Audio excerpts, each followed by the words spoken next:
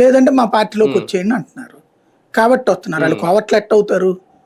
నువ్వు బలవంతంగా గుంజుకున్నోడు నీకు ఎప్పుడైతే ఒక ఏరియాలో వీధి కుక్కలు ఈ వీధి కుక్క ఆ వీధి కుక్కను రానివ్వదు. అట్లాగే ఒక సింహం ఇంకొక సింహాన్ని ఆ ఏరియాలోకి రానియదు. ఒక ఏనుగు ఇంకో ఏరియా రానియదు. అడ్డా కింద ఫీల్ అవుతాయి. అట్లా తెలుగుదేశం పార్టీకి సంబంధించినటువంటి ఆల్రెడీ వెల్ సెటిల్డ్ కొత్తోడు వస్తే తట్టుకోలేడు.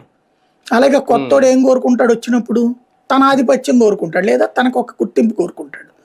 ఇద్దరి మధ్యన సంఘర్షణ సహజంగా జరుగుతుంది. ఇప్పుడు ఎక్కడ ఎందుకు వైసీపీలో ఉన్న 2-3 గ్రూపులు కొట్టుకు సావడం వల్లే కదా ఓడిపోయింది ఆ పార్టీ.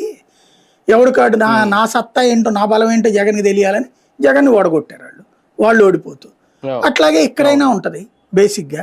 ఇప్పుడు ఇక్కడ ఎందుకు ఆ లెక్కనైతే జనసేన వాళ్ళతో గొడవలు పడట్లేదా, బీజేపీ వాళ్ళతో గొడవలు పడట్లేదా గ్రౌండ్ లెవెల్లో? మరి వాళ్ళందరూ కూడా కోవట్లు అయిపోతారా? బేసిక్గా కవర్ చేసుకోవడం ఏంటంటే మర్డర్లలో ఇప్పుడు ఎవరయ్యా చేసింది అంటే వీరయ్య చౌదరి కేసు అయినా, లేకపోతే ఇప్పుడు మళ్ళీ తాజాగా జరిగినటువంటి పల్నాడులో మర్డర్ అయినా, ఈ రెండిట్లలో కూడా సొంత పార్టీలో వాళ్ళే ఒకళ్ళనొకళ్ళు చంపుకున్నారు. అది జనాలలోకి వెళ్లకుండా ఇక్కడేదో మళ్ళీ చివరిలో జోలకంటే అడావిడి చేసి ఏదో డైవర్ట్ చేశాడు, నడిచింది. అక్కడ అయింది. వాళ్ళు వైసీపీ అసలు అక్కడ ఎందుకు? వీళ్ళు ఏమన్నా పుట్టుక నుంచి తెలుగుదేశం వాళ్ళ, పుట్టుక నుంచి కాంగ్రెస్ వాళ్ళు, లేకపోతే రాజకీయాల్లో పుట్టి పెరిగిన వాళ్ళ? వీళ్ళందరూ రాజకీయాలతో సంబంధం ఏముండదు.